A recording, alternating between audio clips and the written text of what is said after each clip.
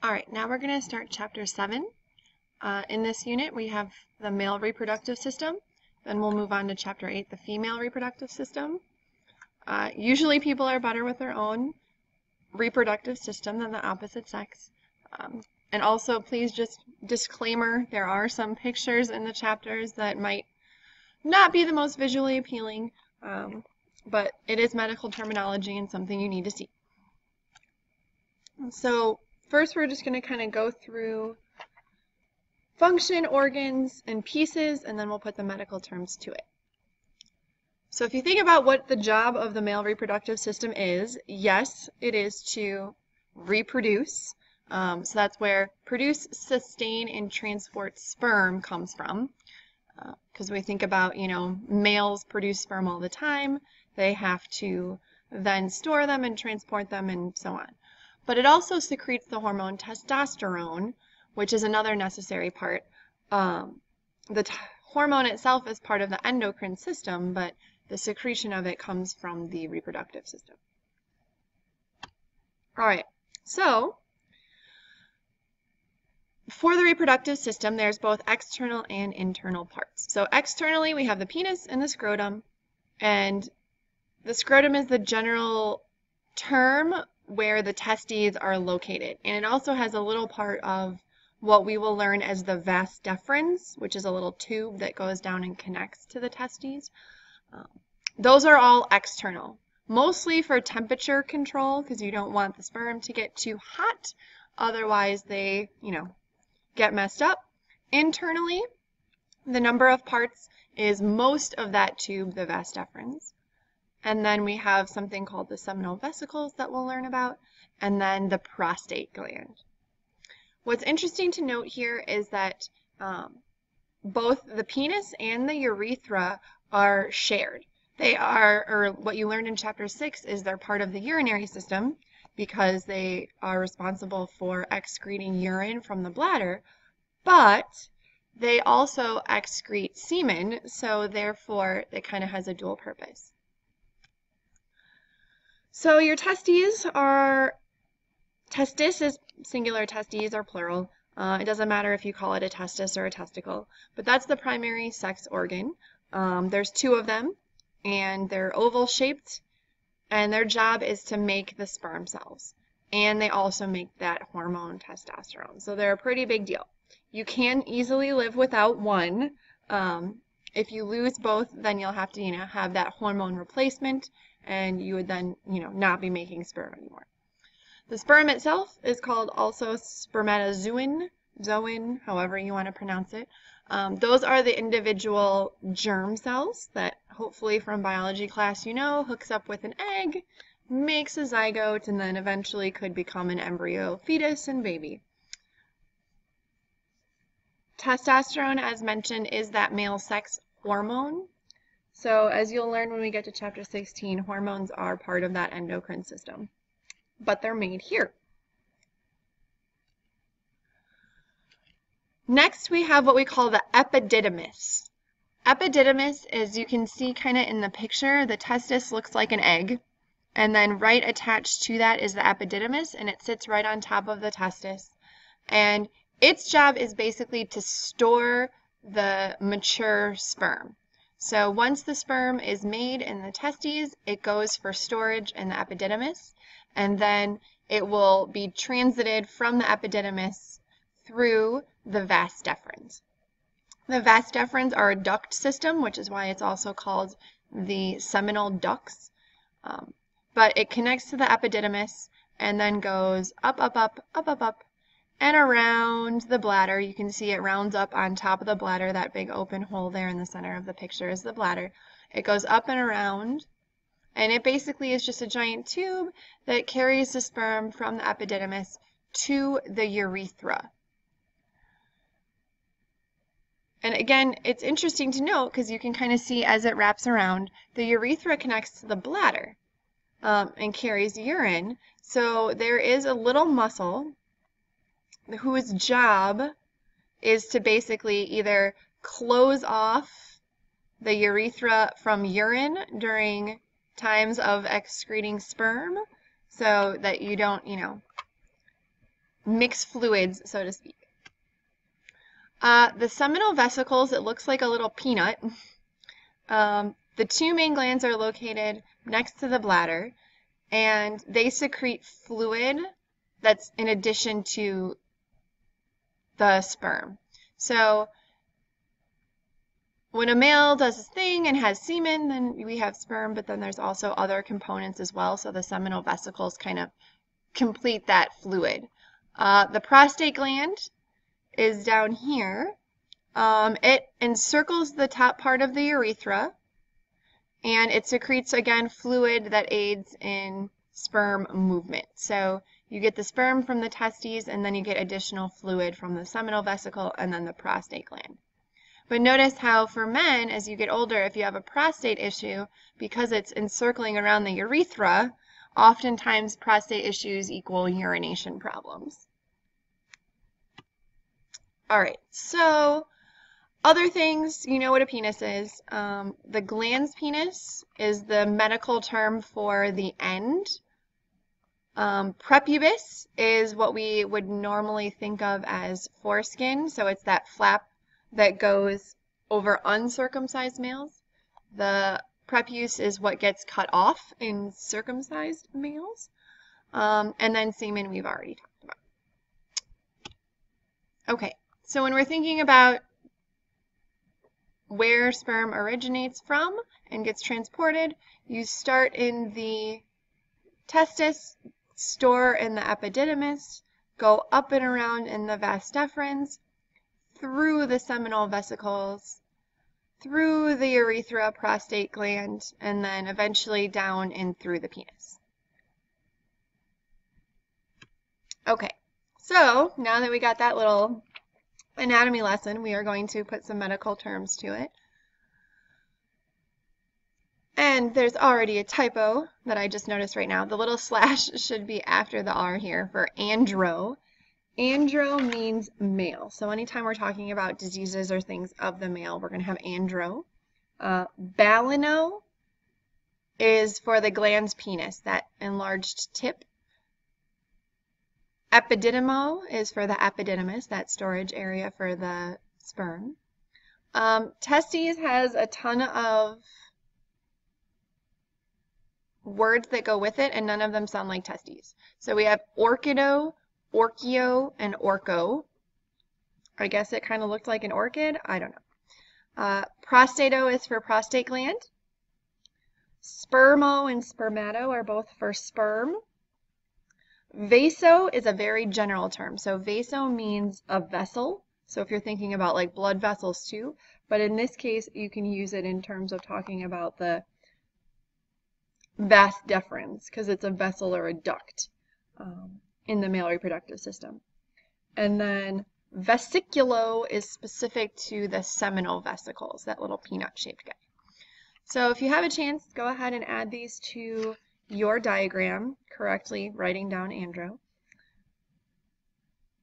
Actually, I'm going to fix that right now in real time. All right, there we go.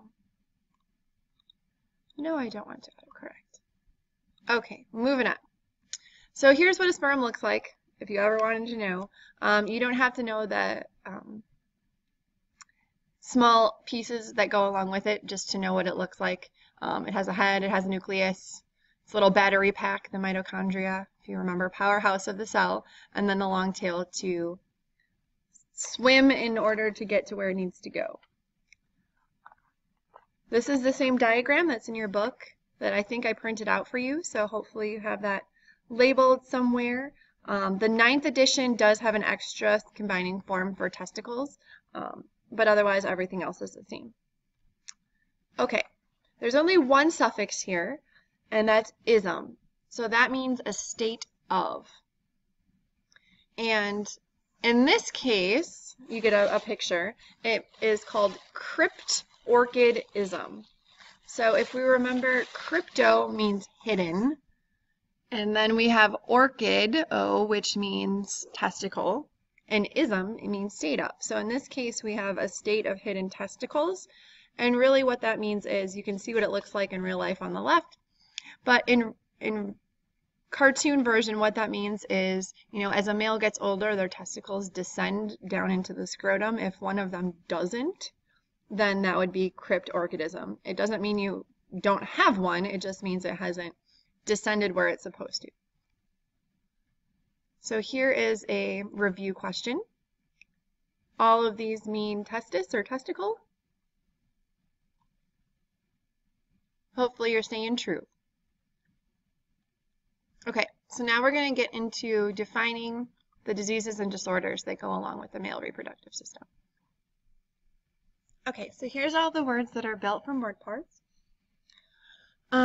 Again, we have similar endings to what we've seen before. Pretty much everything in the male reproductive system can become inflamed, so we have itis at the end of everything. Anorchism. We had cryptorchidism before for hidden testicle. Anorchism would be actually the state of no testicle. So you can either be missing one or both. Rhea is discharge. So this would be discharge through the glans penis. Whenever we're having prostate issues, we can have, for example, benign prostatic hyperplasia. If you remember way back when, hyperplasia is excessive development. You could also call it hypertrophy for excessive growth. That's the same too, but it just means that you have a non-cancerous reason why your prostate is enlarged, and then it can cause all kinds of problems because it really narrows the urethra. So then you get urination problems and bladder problems as a result. Let's see. More inflammation.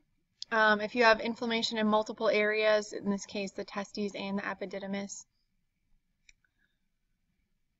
For the prostate, if that's inflamed, you can oftentimes put cysto if it's both the prostate gland and the urinary bladder. If you have a stone in your prostate, you would use lith, so prostatolith. If you have discharge from the prostate. And then this one, prostatovesiculitis, would be both inflammation of the prostate and the seminal vesicles. So it's mostly lots of inflamed, but needing to remember some of those other parts as well. Go ahead and try exercise 7. It's on page 241 in your book, just to get a little bit of practice before moving on to the list of not from word parts. So here's an example of what that looks like if you have benign prostatic hyperplasia. And it looks like in this case too, the person has calculi or stones in the prostate. But the prostate is kind of like a giant neck pillow. It's that U-shaped that goes around the urethra. And then when it becomes inflamed, you can see that it narrows that urethra opening, which makes emptying the bladder a problem. This is the same picture we had before, so hopefully you know it. Hidden testes would be cryptorchidism. And you could technically use any of the other testicle combining forms. They're just the one that's used in common practice. All right, not from word parts. I feel like everyone has heard of erectile dysfunction, thanks to enough of the Viagra commercials. ED. It's also called impotence, same thing. And then we have hydrocele. If we remember, a cele is kind of like a protrusion or a hernia. In this case, a hydrocele has to do with water. So that's where water or fluid is filling around the testicle. So that means that that scrotum is going to swell because the testicle is hanging around in the scrotum, and then when fluid builds up, it makes it big and painful.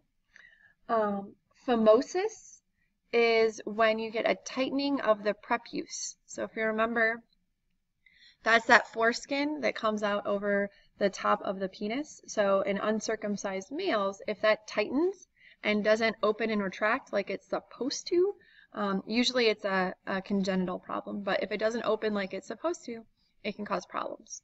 So then usually what they do is give the person a circumcision, and then it's not a problem anymore.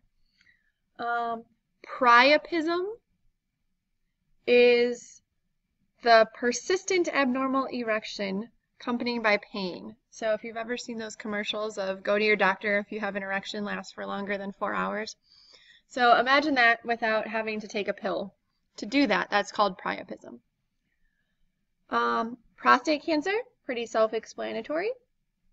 Spermatocele, again, in this case we have a protrusion or distension. In this case it's the epididymis. So the epididymis is collecting fluid. And if we remember, the epididymis is holding all of the sperm, so that's kind of why, and it can cause scrotal swelling that way. Testicular cancer, pretty self-explanatory. Of note, it's interesting because testicular cancer is one that usually happens in 15 to 35-year-olds, so that's kind of your age bracket. Testicular torsion is when the sperm cords that go down to the testes get twisted, and then that restricts blood flow and other problems. And it's probably very, very, very painful, but it can be corrected with emergency surgery. The last one is a varicocele. So this would be enlarged or protruding veins in the spermatic cord. And if those get enlarged enough, it can cause swelling as well. So there are pictures of most of these things in your exercise 10. So if you want to try exercise 10, you can also do the matching in exercise 11 to kind of get what those look like. Here's a couple of those same pictures. On the left you have hydrocele, so you have the fluid building up around the actual testicle so that you get all that kind of painful swelling. The varicocele has to do with the veins protruding, so you can see these would normally carry blood and oxygen to the testicles, and when those get enlarged, it can cause a lot of pain.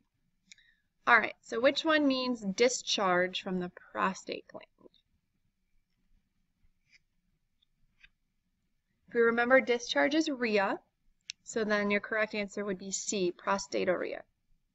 Please remember 2 R's. This brings us to the surgical terms. There's all kinds of surgery you can do on the male reproductive system. Most of them is going to be just general surgical repair. So anytime you see the plasty, that's going to be repair. You can remove things with the ectomy. Oftentimes you need to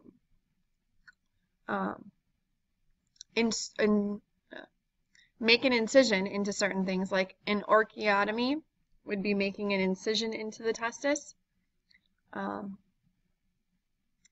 Let's see, what else do we have? Of note here, an orchiectomy or removal of the testicle is also called castration because you're basically removing all of the sperm. Orchiopexy means surgical fixation. So if you remember the cryptorchidism where the testicle was undistended, you can do an orchiopexy to basically bring it down and fix it into the right spot. You can surgically repair it. You can remove the prostate. You can make incisions. So otomies, again, are incisions, whether it's into the prostate and bladder. You can do a lithotomy to remove a stone.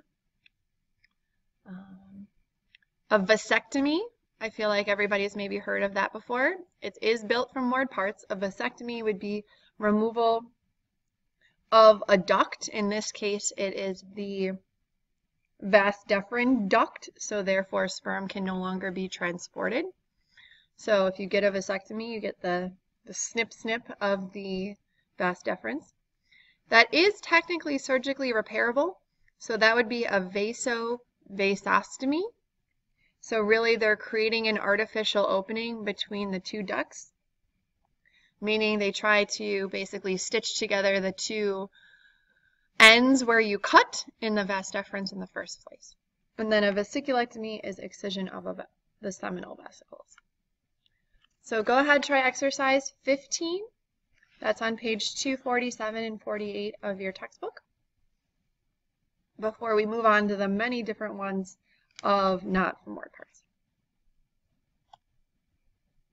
So again, here's the picture representation of really what they do in a vasectomy. So they go in, it's the same day kind of procedure, but they go in and they basically lasso the vas deferens, and then they cut it and they stitch up both ends and you're done. And then in a vasostomy, they would try to then stitch these two back together, and then hopefully most of the time then that would result in a restoration of sperm flow through the vas deferens. So, surgical terms not for moored parts. You'll notice at the end of the list there's a bunch of crazy long abbreviation ones, but let's start at the top. Ablation is just to destroy tissue. And you can do it in a bunch of different ways. You can freeze it, you can melt it, you can vaporize it, you can erode it. But it basically is just kind of a destruction of bad tissue. Circumcision, we've talked about before. It's where you remove the prepuce or the foreskin. And really, other than that one medical condition, phimosis, where it doesn't retract correctly, there's really no reason outside of personal belief that a person should be circumcised. Enucleation, we had this with the eye chapter, where a removal of the eye would be considered enucleation. Again, it's just generally removal of any whole organ without cutting it into pieces. Hydrocelectomy, this would be removal of the hydrocele. So it's kind of for moored parts, but not really, but it's removing that hydrocele, that fluid-filled area next to the testis. Laser surgery. So it's exactly how it sounds. They basically use a high beam laser to get rid of extra tissue. Morcellation is the cutting or grinding of tissue into smaller pieces. So it basically means that they're chopping whatever they need to remove down into tiny, tiny little bits so that they can remove it. And really it's so that they can make a smaller cut into you and remove the pieces in smaller chunks rather than make a giant cut into you to remove it in bigger chunks. MRI ultrasound fusion biopsy. Whew, another long one. But basically this uses both MRI and ultrasound to get prostate tissue so they can test it to see if it's cancerous. Travis Lazarski, please come down to the main office. Travis. Got a little announcements there. But if we remember, biopsy is whenever you are, it means view of life, but you're testing tissues to see if they're cancerous. So it's kind of that combination of both to get a piece of the prostate to determine if it's cancerous. Robotic surgery, exactly how it sounds, very general term and can fit in many, many different chapters. In this case, it's going to be helpful for the next 3 super long vocab words, which is why they have abbreviations. And really all of these are for addressing the prostate. And it's just a function of how they get to the prostate and what they're doing with it. So anytime you see transurethral, that means through the urethra. So transurethral incision of the prostate gland means that they are basically cutting into the bladder and the prostate gland to try to open up the urethra. So if it's been constricted, it can't do its job as well. So they basically go in and try to cut a little piece of the prostate gland and possibly the bladder to open up fluid. Nothing is removed there. If you're doing a transurethral microwave thermotherapy, again, we have transurethral, and in this case, it's using microwave heat to try to destroy excess tissue. So you're basically trying to burn the excess tissue away using a transurethral approach. And then the last one is transurethral resection of the prostate gland. So this is where you're actually removing pieces of the prostate gland. So you insert a little grabber through the urethra. Sorry guys, that sounds fantastic. And then they go through and they take small chunks out. And usually, again, this is when the prostate has gotten to the point of interfering with urination. And sometimes it's kind of that second defense for whatever reason if the TURP doesn't work. Okay, so if you were curious, cartoon version, this is what a circumcision looks like. So you can see the prepuce here. They cut that off and then they basically stitch it together and voila, that all heals. This is why they do it when you're a baby, and then you're fine. Here's what a prostatectomy looks like. You can see the prostate gland here, and then there's a whole bunch of veins, and then here's where it kind of connected to the bladder. In this case, they're doing laparoscopic prostatectomy, so they're going in through the abdomen. Most likely they would go right through your belly button to here. Here's another not so fun looking one. This is another kind of prostatectomy. But you can see that here's the bladder. So in this prostatectomy, again, they mostly go in through the abdomen. In this case, it's suprapubic, so above the pubis, and then they basically cut into you and retract and go straight in kind of through the bladder. And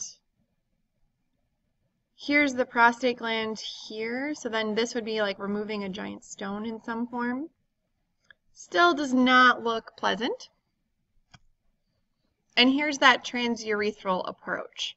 Most likely because you don't want to have to cut into the person, so this is one way to do it without having to cut into the person. So you're going through the urethra, and then the little probe makes its way up to the prostate gland, and then they would have like some kind of grabber or cutter at the end of this, and then basically pull out chunks of the prostate gland if they're going to resect. Okay, so this gets us to the diagnostic terms. In this case, there are none that are femorrheic parts. All of them are going to not be femorrheic parts, but there aren't a ton, so it's not too bad. In terms of diagnostics, one of the functions that they use is an MRI. In this case, a multi-parametric MRI. So an MRI is magnetic resonance imaging, which is basically the giant donut of magnets that goes around and gets an image that way. And the idea behind this one is that it gives you a good image and structure of what's going on in someone's prostate cancer. And you can kind of get an idea of size and shape and extent of someone's tumor using this approach. Transrectal ultrasound is when they are trying to diagnose prostate cancer. They basically send a little probe in through the rectum that transmits ultrasounds, and then they can kind of see that. So that's why it's transrectal, just because the prostate is so close to the rectum that they can make that happen.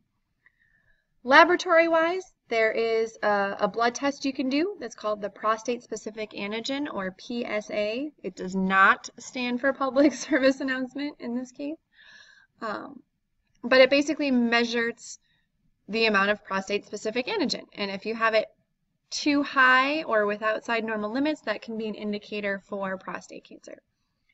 Semen analysis is also called a sperm count. Again, that's where you put the semen in a cup and they look at size, structure, and movement of the sperm to see if you might have infertility issues, or to confirm that a vasectomy actually did work, which is also another important thing, I guess. And then lastly, the prostate exam, also known as the digital rectal exam. So this is the one that, middle-aged men start to get. The doctor inserts his finger into the rectum and kind of feels around for the prostate to get an overall idea of size and shape.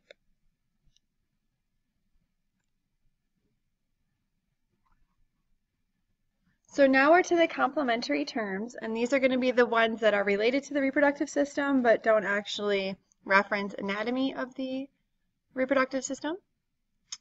Okay, so we have andropathy, which is the generic term for any disease of males. If you don't have any sperm, then it would be aspermia, so a condition of no sperm. If you have a little sperm, then you would have oligospermia.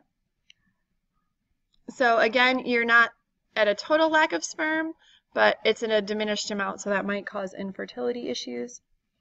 Orchialgia or testalgia is basically the fancy word to say your testicles hurt, because algia, if we remember, means pain.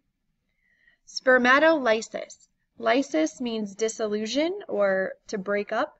Sperm, if you think of like spermicides and things like that, those are meant to do spermatolysis. And then transurethral, we've been talking about with those different surgical procedures of going in through the urethra. There is an exercise for these words on page 255 if you want to give it a go. There's a ton more not from word parts. And I don't know why, but they decided to lump all of the sexually transmitted diseases in the male reproductive chapter. So the first one is what we know as AIDS, acquired immunodeficiency syndrome.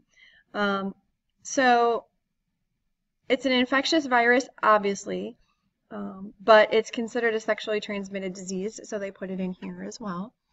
Artificial insemination is in the male reproductive chapter because they take the washed and concentrated sperm and inject it into the female reproductive tract and hopefully can use that as a way to solve infertility issues and get pregnant. Azoospermia. Azoospermia means you have sperm, but they are all dead. So you don't have any live sperm in the semen. Chlamydia. I feel like all of you have learned about your STDs at one point in time, but this is called the silent STD, and it is caused by the bacteria C. trichomonas. Let's see. Coitus is the fancy word for sex. Condom, you know what that is. Ejaculation, you know what that is. Genital herpes is, and again, another virus caused by, in this case, the herpes simplex virus type 2. There is a type 1, and there's many different kinds. Gonorrhea, another STD. This one is caused by another bacterial organism. There's more. HIV. So HIV is the human immunodeficiency virus. That is that STD that can eventually lead to acquired immunodeficiency disorder or AIDS. Human papillomavirus is HPV. So this is the one that's thought to cause cervical cancer, and it also can cause genital warts in guys, which is why everyone is supposed to get the HPV vaccine now. You guys are in that target age group. Infertility, you know what that is. Orgasm, you know what that is. Puberty, pretty sure you know what that is. STD is for sexually transmitted disease. You could also call it an STI for sexually transmitted infection. Sterilization is just the general term to prevent pregnancy. So you can do male sterilization by doing like a vasectomy, for example, or as you'll see in the next chapter, female sterilization by, tying tubes, for example. Syphilis, yet another STD. This one is caused by a bacterium, Treponema pallidum. Let's see, that one can be treated with antibiotics, so that's good. And the last one, trichomoniasis is another STD. This one is caused by trichomonas. Not to be confused with chlamydia by trachomatis. They look and sound very, very similar. I'm not going to lie, keeping the different STDs straight is rather difficult because you know that they're all STDs and you know they're all bad for you and they cause bad, gross things, but it's hard to keep the specificity of each one separate. So please go ahead and try exercise 28-29. It's matching to kind of get you in line with what we'll be looking for in terms of exact definitions. All right, so here's just the compiled list of STDs, but that was on the previous list as well.